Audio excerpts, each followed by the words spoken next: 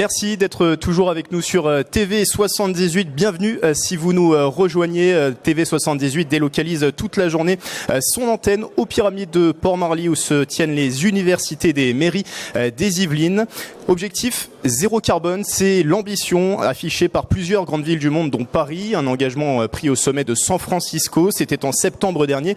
Une centaine de grandes villes visent une suppression totale des gaz à effet de serre et ce en 2050. Alors une ville totalement neutre en carbone d'ici quelques années, projet utopiste ou réaliste? Pour y répondre, mon invité, un seul invité pour ce débat en plateau, Jérôme Arnaudis. Bonjour. Bonjour. Alors vous êtes le directeur du pôle R de Suez. Vous allez nous dire comment Suez s'engage dans la lutte contre la pollution atmosphérique et le réchauffement climatique, et notamment à travers l'exemple du puits de carbone que vous avez installé depuis mai à Poissy. Parlez-nous justement d'abord de ce pôle R Suez. Qu'est-ce que ce pôle et quelles sont ses missions ? Alors le pôle R de Suez apporte, que ce soit aux collectivités ou aux industries, une expertise et des solutions sur toutes les problématiques liées à l'air ou au réchauffement climatique. Ça peut aller de la quantification des problèmes jusqu'au traitement, mais également aussi au suivi en temps réel de ce que ce soit pollution atmosphérique ou les émissions de gaz à effet de serre. Dans un instant de cet exemple de travail, le puits de carbone. Alors, je vous pose d'emblée la question. On se positionne en 2050, c'est demain finalement. Est-ce que dire une ville totalement neutre en carbone, est-ce que vous y croyez ou est-ce que c'est un objectif finalement inatteignable d'après vous ? Alors soyons clairs, c'est vrai que cet objectif est très ambitieux, mais il est également nécessaire. Aujourd'hui, il y a urgence d'accélérer pour tenir les objectifs de la COP21 de Paris, et de limiter la hausse du réchauffement climatique à 2 degrés.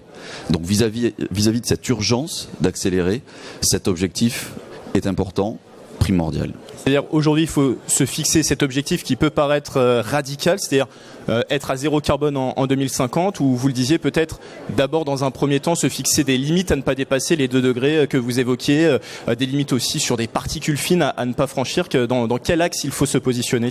Alors c'est vrai que des limites plus court terme permettent de quantifier et de mesurer les pas que l'on franchit et les progrès que l'on fait tous les jours ou tous les ans. Par contre, cet objectif en 2050 est lui important parce qu'il fixe un cap. Et ce cap-là est important puisque l'action, elle n'est pas que locale, elle est tout le monde en fait peut et doit agir, que ce soit les collectivités territoriales, l'État, les entreprises et aussi les citoyens. Aujourd'hui, cet enjeu de la lutte contre le réchauffement climatique, il est totalement pris en compte par votre pôle R de Suez? Alors oui, le pôle R de Suez est justement là pour accompagner, que ce soit les clients collectivités, mais également les industriels, et même parfois on le voit, les citoyens qui nous posent beaucoup de questions, notamment sur cette innovation puits de carbone. Donc on est là pour l'accompagner, de proposer une ou plusieurs solutions, puisqu'on le sait, et c'est ce que j'ai dit juste avant, c'est un panel de solutions qui permettra d'atteindre ces objectifs ambitieux. L'une de ces solutions, justement, vous l'avez inaugurée en mai dernier à Poissy, un puits de carbone. Alors c'est une innovation pour lutter contre la pollution atmosphérique et le réchauffement climatique. Regardez ce sujet réalisé à l'époque par Michael Elmidoro. Le quartier de la gare de Poissy devrait mieux respirer. La ville a inauguré ce mercredi 22 mai un puits de carbone, le premier des Yvelines. Objectif de ce dispositif lancé après 2 ans d'expérimentation, lutter contre la pollution atmosphérique et notamment le CO2 dégagé par les voitures. Le principe est le principe de la photosynthèse. On prend de l'air vicié que l'on injecte dans la colonne. Dans cette colonne, nous avons mis de l'eau et des microalgues que nous éclairons en continu. Et le fait de combiner l'éclairement plus pollution d'un air vicié, les microalgues vont capter cet air vicié, se reproduire et purifier l'air ainsi. Le totem de 2,50 m a été loué par la ville de Poissy jusqu'à l'année prochaine pour une période de test. Coût total de l'opération, 20 000 €. La commune espère également sensibiliser les passants sur l'environnement. Nous aimerions que les gens se posent la question, parce qu'il y a un aspect pédagogique qui est très important pour nous. Qu'ils se disent, tiens, il y a peut-être des solutions au niveau du développement durable, au niveau de la défense de l'environnement, et qu'ils prennent conscience de tous ces enjeux. Si l'expérience est concluante sur cette première année, le puits de carbone devrait être renouvelé par la ville. un sujet de Michael Midoro. Alors on vous a vu dans ce sujet, Jérôme Arnaudis. Réexpliquez-nous ce principe de puits de carbone à nos téléspectateurs. Alors le puits, on l'a compris, capte le CO2, il capte aussi les particules fines et le dioxyde d'azote grâce aux algues, c'est-à-dire que l'algue a un gros pouvoir de dépollution. Oui, tout à fait. En fait, on ne fait que reproduire ce qui se passe dans les océans ou dans les rivières ou les lacs. Par contre, on l'optimise, on essaye de l'accélérer et surtout on le met en œuvre dans un environnement urbain, là où on en a besoin finalement. Comment ça fonctionne la photosynthèse? Parce que c'est ce principe qui est utilisé dans ce puits de carbone. Exactement. Donc en fait, on va chercher des microalgues. On s'est associé à une société qui s'appelle Fermentalgue, qui est un spécialiste des microalgues français, basé à côté de Bordeaux, à Libourne. On sélectionne avec eux des souches de microalgues en fonction du cas d'application. Et la photosynthèse, en fait, c'est un phénomène qu'utilise les microalgues. Donc elles utilisent la lumière pour capter le CO2 et d'autres polluants atmosphériques et le transformer en fait en biomasse, c'est-à-dire qu'elles se reproduisent avec ce CO2 et elles produisent également à chaque molécule de CO2 captée, les microalgues fabriquent une molécule d'oxygène. Un puits comme celui installé à Poissy, vous comptez l'installer dans d'autres villes en France ? Alors oui, c'est une innovation qu'on a développée il y a 2 ans. On le développe un petit peu à la mode d'une start-up, c'est-à-dire que dès que le produit est prêt, on le propose à nos collectivités, à nos clients, à nos clients industriels également, donc aux clients collectivités et industriels. C'est quelque chose qui plaît beaucoup. Donc on essaye de répondre à la demande, tant en termes d'expérimentation sur de nouvelles applications que de démonstrations urbaines, comme c'est le cas à Poissy. L'eau qui ressort de ces puits, si on continue d'expliquer ce principe, elle est ensuite revalorisée, c'est ça ? Voilà, exactement. On recycle en fait les microalgues. Quand elles captent le CO2 et la pollution, elles se reproduisent. On les extrait périodiquement et on les envoie dans des stations d'épuration via les réseaux d'assainissement existants. Et arrivé en station d'épuration, c'est là toute la magie de la chose, on les transforme en méthane, en biométhane, en biogaz. Donc ce biogaz ensuite, qui est totalement vert, on peut l'utiliser soit sur la station d'épuration, soit le réinjecter sur le réseau de gaz de ville, comme ça peut être le cas par exemple à Strasbourg. Et sur la quantité d'air absorbé par le puits, on est sur quel ordre de volume ?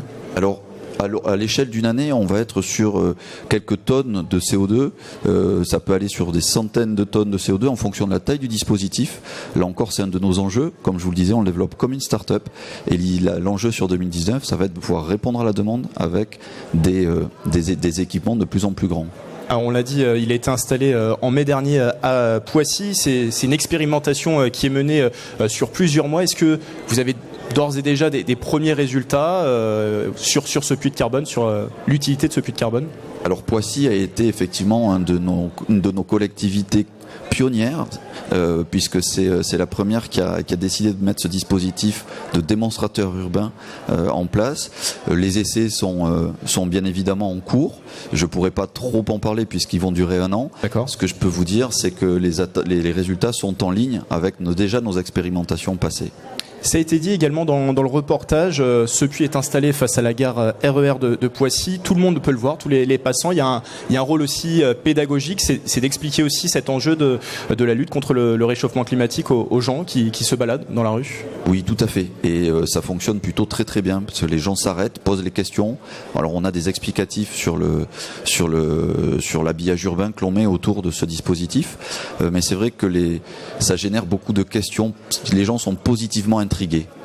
Et ça veut dire que le pôle Air de Suez plus globalement aussi se place dans cette démarche d'inciter les populations peut-être à changer leur comportement ? Oui, tout à fait. Alors Suez, depuis maintenant quelques années, a changé son business model vers un business model lié à l'économie circulaire. Tous nos projets en interne sont évalués justement avec ce prisme-là. Je vais prendre un exemple tout récent avec l'usine pour Mars Chocolat France. C'est l'usine qui fabrique les M&M's pour l'Europe. Et en fait, on l'a relié à une unité de valorisation énergétique d'Haguenau. Et ça permet en fait d'alimenter l'usine de fabrication d'M&M's en vapeur verte. Et comme ça, on a permis de leur réduire leurs émissions de gaz à effet de serre de 60%. Allez, on va refermer cet entretien avec une question plus ouverte. Comment on se donne les moyens aujourd'hui d'aller vers cette ville zéro carbone, cette ville espérée zéro carbone en termes de transport, mais aussi en termes d'énergie, par exemple ? Alors il faut une mobilisation de tous, chacun peut agir, et je pense que c'est le message important pour vos téléspectatrices et téléspectateurs. Tout le monde peut agir, et les solutions, elles sont à la portée de tout le monde. Merci Jérôme Arnaudis d'avoir été avec nous. Merci à vous. Je rappelle que vous êtes le directeur du pôle Air de Suez. Restez avec nous sur TV78. Nos émissions spéciales continuent depuis les pyramides de Port-Marly aux universités des mairies. Dans un instant, Nicolas Dandry et ses invités répondront à une question. Fallait-il supprimer la taxe d'habitation? C'est à suivre dans quelques minutes. Belle journée avec TV78.